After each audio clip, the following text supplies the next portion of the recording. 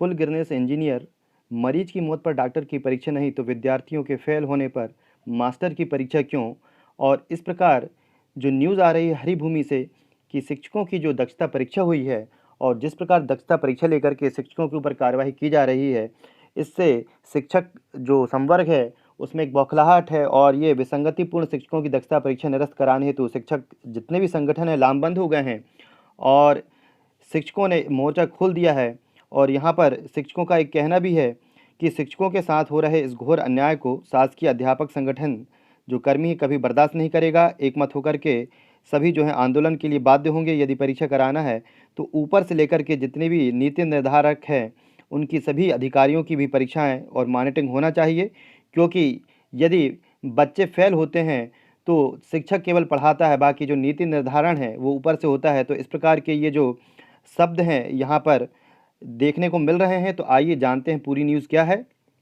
और हरिभूमि का ये जो है 11 जनवरी की जो न्यूज़ है, पूर्ववर्ती सरकार के समय से लागू शिक्षकों को बर्खास्त करने वाली व अपमानित करने वाली 3 व 4 जनवरी को 2021 को संपन्न हुई विसंगतिपूर्ण परीक्षा को निरस्त करने की मांग मध्य प्रदेश शासकीय अध्यापक संगठन ने की है।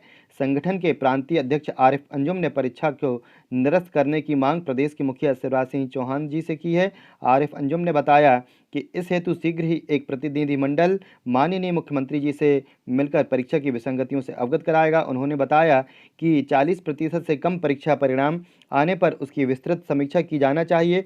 सिर्फ शिक्षक को दोषी मान करके दंडित करना इस समस्या का समाधान नहीं है।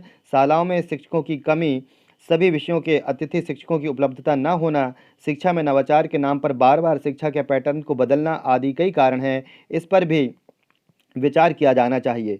कई विसंगति हैं, जैसे संपन्न परीक्षा में 1 वर्ष जो है, पहला पॉइंट ये है कि वर्ष जो है 1 वर्ष पूर्व 30% से कम का मापदंड इस वर्ष 40% कर दिया गया है। दूसरा क्या है कि परीक्षा लेकर के असफल शिक्षकों को सेवा से पृथक करना उचित नहीं है। शिक्षकों को प्रशिक्षित करना भी एक बेहतर विकल्प होगा। जिस साल का परीक्षा परिणाम कम आया है उस स्कूल से प्राचार्य को भी परीक्षा में शामिल किया जाना चाहिए। वर्तमान परीक्षा में ऐसा नहीं किया गया है। फिर जिस विषय की परीक्षा बोर्ड द्वारा आयोजित ही नहीं की गई उस विषय की परीक्षा शिक्षकों द्वारा लिया जाना भी विसंगतिपूर्ण है। कई शिक्षकों को अपने विषय के विरुद्ध परीक्षा देना पड़ा, जो कि उचित नहीं है। जिस शिक्षक की जिस विषय के लिए नियुक्ति हो उसी विषय हेतु उसे जवाबदार माना जाना चाहिए, अन्य विषय हेतु नहीं।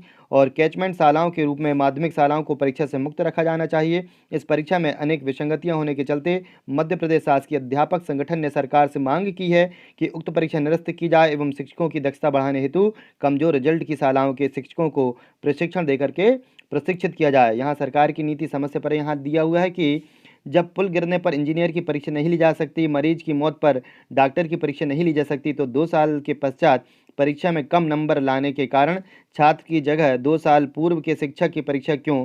सरकार की यह नीति समझ से परे है। शासन को इस निर्णय पर विचार करके तत्काल वापस लेना चाहिए। सही कहना है, क्या कहना है आप लोगों का भी अपने विचार कमेंट बॉक्स में रखें। शिक्षक पढ़ाने का कार्य करता है, साथ में जो एक अभिभावकों का दायित्व है वहाँ पर सरकार ने कहीं नहीं लेकर चला है कि जो अभिभावक हैं उनका भी एक बहुत बड़ा दायित्व होता है कि बच्चे उनके पढ़ रहे हैं कि नहीं पढ़ रहे हैं। क्योंकि एक छात्र जो होता है वो कुछ ही घंटे स्कूल में बिताता है और उसके बाद वह घर पे क्या कर रहा है क्या नहीं कर रहा है, यह जिम्मेदारी अभिभावकों की होती है। और अभिभावक जो हैं जो अपनी जिम्मेदारियां निश्चित रूप से पालन कर रहे हैं, उनके बच्चे तो निश्चित रूप से होशियार हैं। लेकिन जो अभिभावक अपने बच्चों के ऊपर ध्यान नहीं दे रहे हैं, निश्चित वो बच्चे जो हैं वो अच्छा रिजल्ट लेकर के नहीं आ पाते हैं। और हर जगह शिक्षकों को दोषी ठहराया जाना भी उचित नहीं है। और यही सभी बातों को लेकर के जो शिक्षक संगठन है उनके अंदर बौखलाहट आई है। और किस प्रकार के जो बयान है ये हम पढ़ लेते हैं शिक्षकों के, कि शिक्षकों के साथ हो रहे इस घोर अन्याय को शासकीय अध्यापक संगठन कभी बर्दाश्त नहीं करेगा। एकमत होकर के हम आंदोलन के लिए बाध्य होंगे।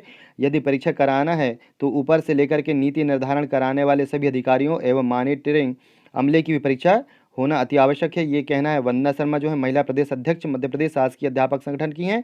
और फिर दूसरा ये जो है कि शासन को पूरा सिस्टम ठीक करना होगा, ना केवल शिक्षकों पर आरोप लगाकर और रिजल्ट बिगाड़ने के सारा दोष शिक्षकों पर डाल करके पल्ला नहीं झाड़ना चाहिए। मनदीप तिवारी हैं ब्लॉक अध्यक्ष पिछोर मध्य प्रदेश शासकीय अध्यापक संगठन के।